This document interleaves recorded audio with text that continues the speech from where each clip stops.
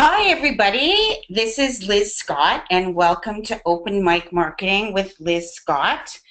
I'm super glad that you could join me today. It's a nice sunny day here in Toronto, and we've got lots of great questions. So let me just explain to you a little bit about how this works while we're waiting for some more folks to join in on the call. So there's a couple of ways that you can ask your question. You can type it into the chat panel if you're dialing in from your computer. You can also raise your hand because right now I have everybody muted just to reduce the background noise. But if you do want to ask a live question, then raise your hand and I will unmute you.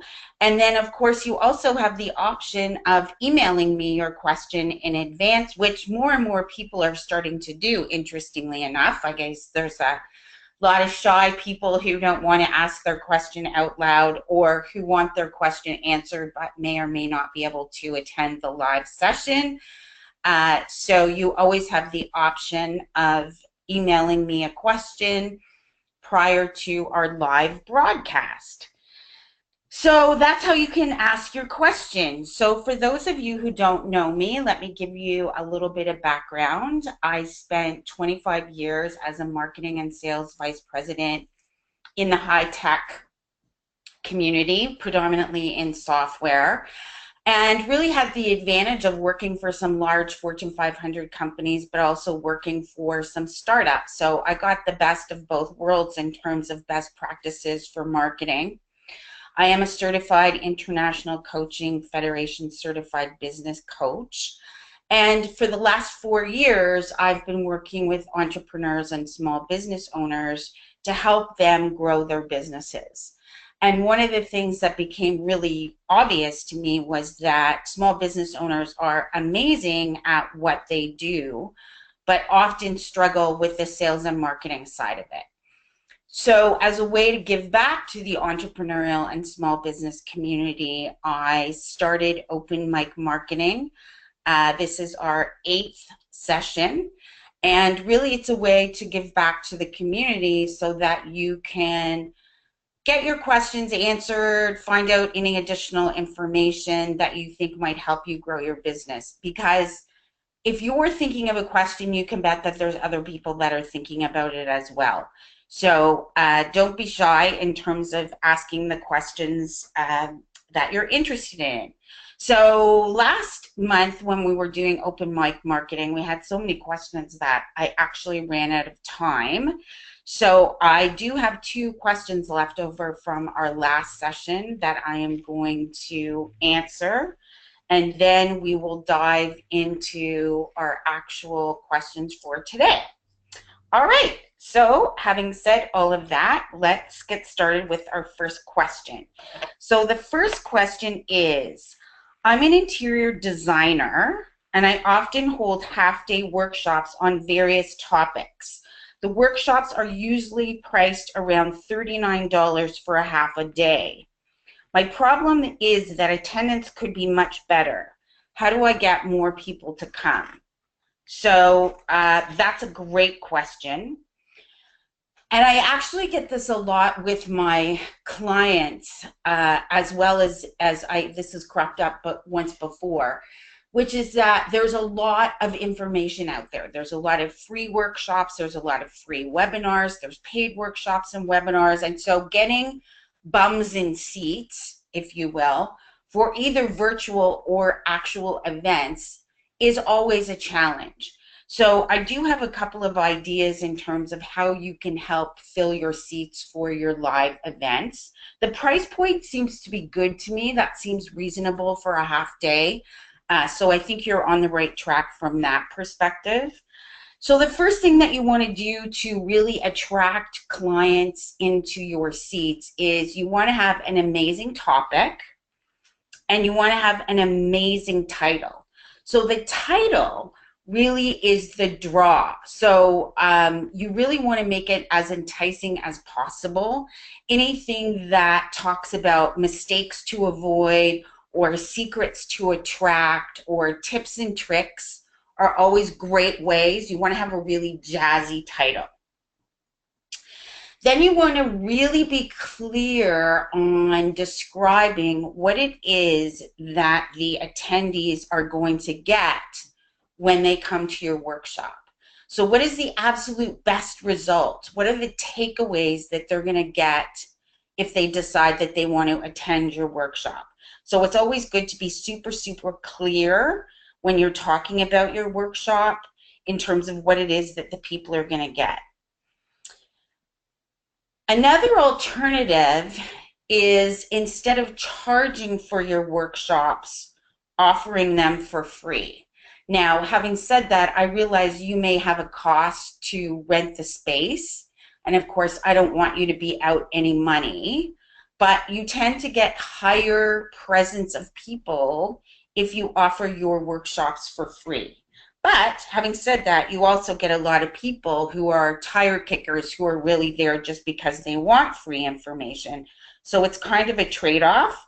You might want to experiment and offer a couple for free and then try to ultimately get clients out of it that way. It's also great to establish yourself as a thought leader. So you're going to get more people come if it's free.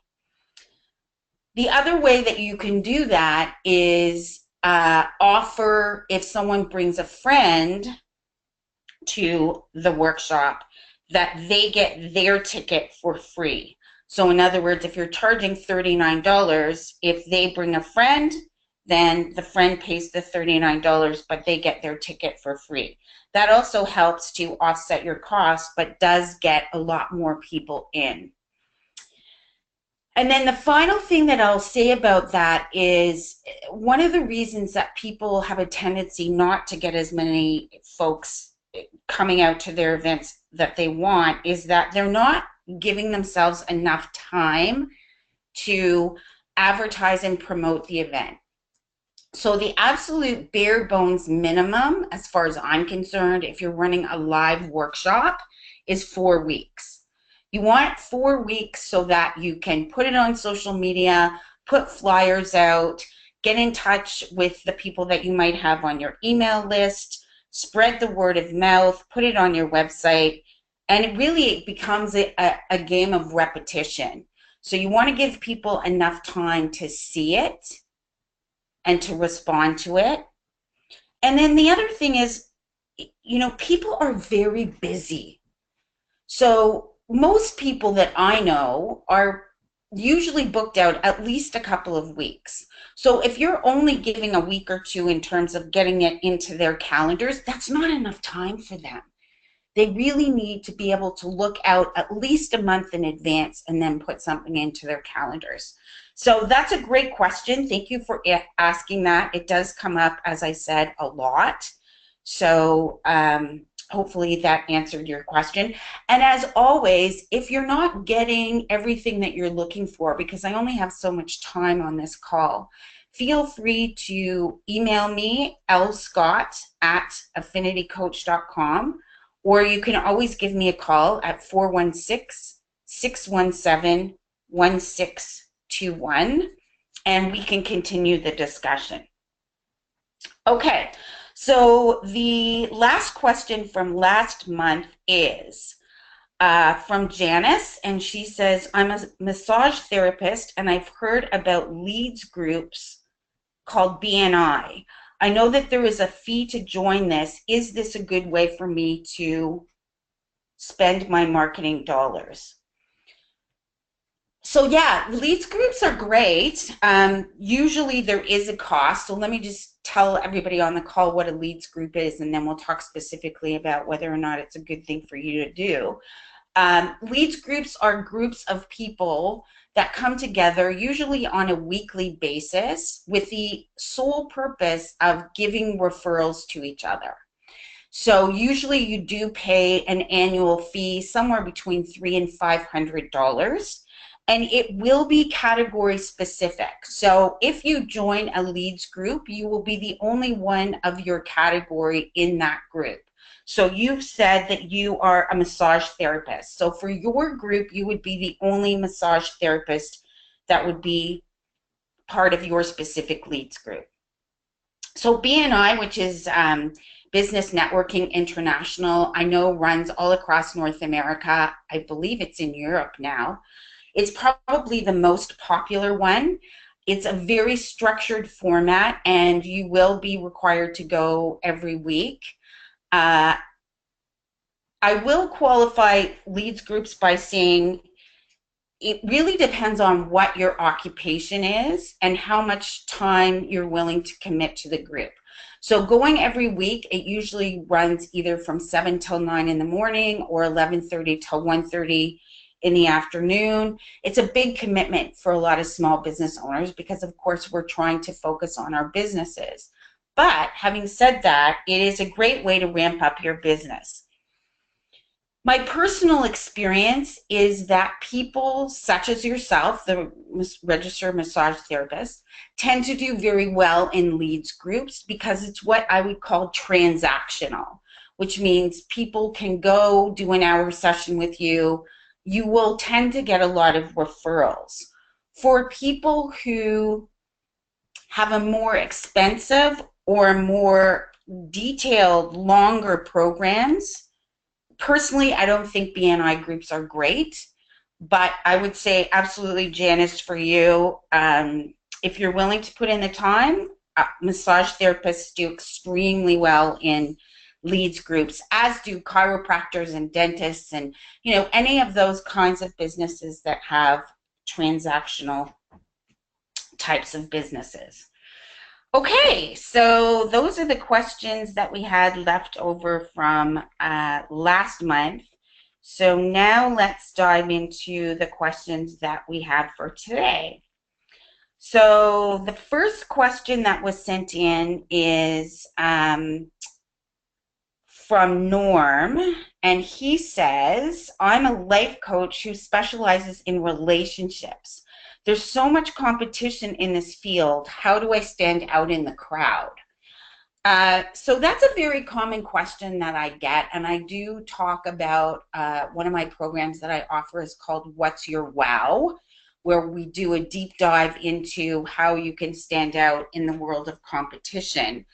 But, you know, the first thing that I would say to you is one of the ways that you can definitely stand out is to get very specific in terms of what you do for relationships and who you specifically work with. So do you work with couples? Do you work with parents and children? Do you work with siblings? In other words, get very, very, very specific in terms of who it is that you work with. And then really, what is the value that you're offering to the people that you're working with? So what is it about what you do that is really quite different, or the approach that you take that's really different from some of the things that other people do? The other way that you can really stand out is by getting testimonials, because people like to know that they're making a good decision. And one of the ways that they can do that is by looking at people who have used your services before. And if they're happy, then chances are that they will be happy as well. So right off the top of my head, those are probably some of the easiest ways to stand out. So hopefully that has answered your question. Okay, so the next question came from Susan, and she said, what are the very best things to do from a marketing perspective if I have a very limited budget? So that's a question I hear often as well. You know, small business owners, entrepreneurs often have very limited amounts of money that they can be spending on marketing. So part of what I teach in the programs that I offer is what kinds of marketing should you be doing based on what stage of business you're in. Because if you're just in startup mode, you're going to want to be doing very different kinds of marketing than if you've been in business for 3, 4, 5 years. But in general, because you haven't told me how many years that you've been in business, so I'm going to assume that if you have a very limited budget, it's because you're probably a newer entrepreneur, small business owner. So, the easiest and fastest way to grow your business on a very limited marketing budget is to just get out into your community of your ideal clients. So networking is always amazing to get your first few clients. So I always recommend networking if you're under 100,000 in revenue.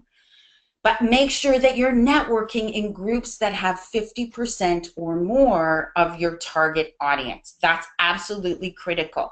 You're not going out to network just for the sake of networking. You're going out because those are where your ideal clients hang out. And of course, the second easiest way when you don't have a lot of money to spend is word of mouth or referrals. But, a lot of newer business owners are very afraid to ask for referrals, or they're afraid to rely on word of mouth. But it's one of the easiest ways to get things done. It's one of the easiest ways to get new business. So, what I recommend is just take a minute and write down 5 to 10 people that you could ask for referrals from. And I don't want you to get hung up on it has to be business people. It could be your hairdresser. It could be your plumber. It could be your dentist. I mean, go really, really broad in terms of tapping into your overall network. And just jot down some names of some people who might be able to help you. And then really do some research in terms of groups that you can network into. I have a list for all of the networking groups in the GTA, so if anybody's interested in getting that list, you can email me and I'm happy to share that with you. But those are probably the fastest ways to increase your client base if you have a very, very limited budget. Okay, so let me just open the panel and see if there's any questions. I'm not seeing anything. Okay, so let me continue reading the questions that we have had sent in. So the next question is, how much of my time should I be spending on marketing versus looking after existing clients and doing all of my administrative work? I'm a bookkeeper and I'm in the 3rd year of my business. So that's also a great question, and one that comes up a lot, because what happens when you start to get clients and you're growing your business is that you're going to have the problem of prospecting, marketing, and selling while you're still trying to maintain your existing client base. And you've got layered in all of those administrative tasks that you need to do just to keep your business running. So there's 2 ways I'm going to answer that question. The first of which is, I highly recommend that if you're in your 3rd year of business, that you focus on those areas that you are really good at, that only you can do in your business. So what do I mean by that?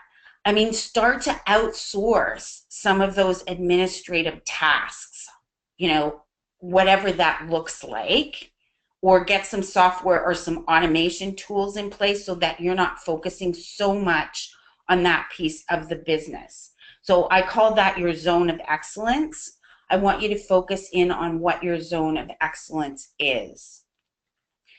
The second thing is that the general rule of thumb, even for businesses that have been in business for a number of years, is you want to be spending at least 50% of your time on your sales and marketing efforts. Probably somewhere beyond that, up to 20 to 30% is going to be on administrative tasks, even if you outsource some of those. And then that really leaves you only about 20% of your time to actively be looking after your existing customer base. Now, why do I say that you should be spending 50% of your time on sales and marketing, even if you have an existing client base? Well, first of all, you always want the opportunity to upsell or sell more services to your existing client base. They already know you, they like you, they trust you, they've already bought from you. Hopefully you've done an amazing job working with them. So it's much easier to sell into your existing customer base. But we got to spend at least 50% of our time on our sales and marketing efforts because we have to keep our sales funnel full at all times. Because we know there's people who are going to fall out of our funnel, or they're not going to be interested at this time, or they're going to say they can't afford your services. For whatever reason, people are going to fall through your funnel. So we constantly have to be loading that, and the way to do that is marketing.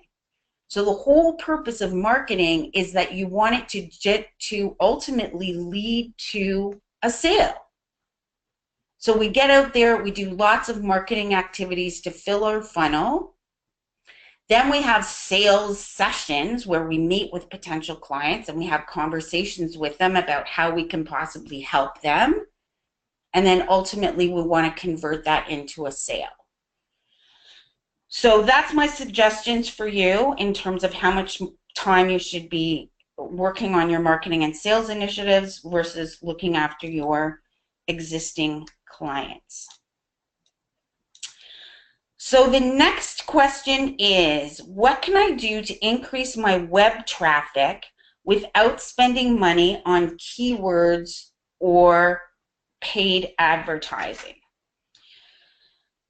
Okay, so there's a number of things that you can do. I mean, I highly recommend that if you can do AdWords and do paid advertising, of course, that's a great way to drive traffic to your website, but also understand that it can be costly for newer entrepreneurs. So, a couple of things that you can do to drive traffic is to have a great lead magnet.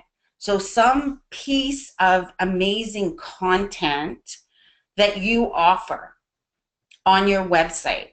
And so then basically what you do is just send out emails or go on social media and talk a little bit about it, and then have the link to where they can click on and download whatever this amazing piece of content is. So having great lead magnets is always important. And again, I can't get into too much detail on the call, but I'm happy to have a further discussion with you if you're interested in hearing about that.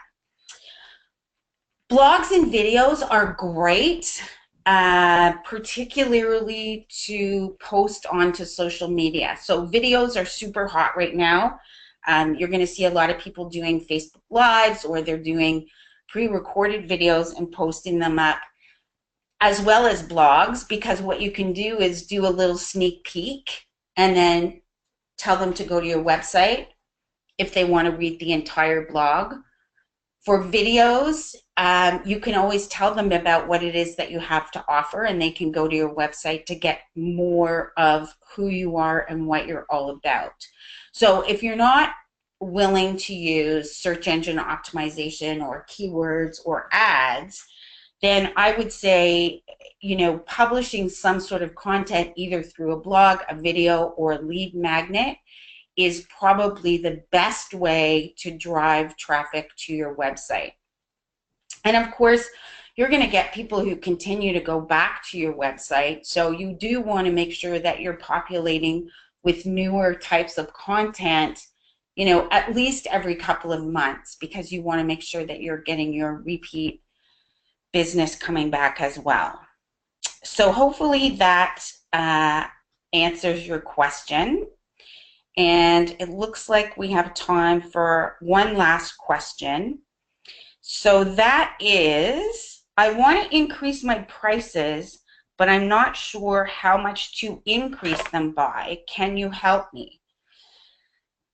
Okay, so that's fairly vague because I don't know exactly what it is that you do. But I know that there's a lot of people in the marketplace today that tell you you should be raising your prices because, it's easier to get more from a client in terms of pricing than getting multiple low pricing offers. So in other words, instead of charging $20 for something, you should be charging $100. There's some logic behind that, but again, I don't have a lot of time to go into that. But here's what I would ask you with, which is, why do you want to increase your prices? Is there something going on in your business? Have your costs increased, which is now something you need to pass on to your potential clients? Are you not selling enough to hit your revenue target? So the first thing I would do is take a look at, what is it that's behind driving you to want to increase your prices. The second thing that I would recommend is taking a look at what your competition is charging. Now, that's not to say that you don't have some unique skills and talents that you could be offering as well. But in general, you don't want to be priced way above or way below where the vast majority of your competition is. So, I would suggest that you should do some market research to figure out exactly where on that spectrum you fall. Having said that, it really depends on what the value is. So one of the things that I talk about when I run my programs is I really want you to get clear on what the value is that you're offering. Because if people perceive value, they will absolutely make more of an investment. They're willing to pay more if they feel that they're going to get excellent value out of it. So I would challenge you to take a look at what is unique in terms of the value that you're providing to your specific client base. Look at what the competition is charging, and then really get granular on why it is that you want to increase your prices in the first place. So that was a lot of questions. We do have a couple more that we're going to have to carry over until our next open mic marketing session, which will be on August 16th at noon Eastern Standard Time. And just as a final reminder for anyone who's on the call, I do offer a complimentary business growth strategy session. They usually run about 45 minutes. I do them via Skype or phone.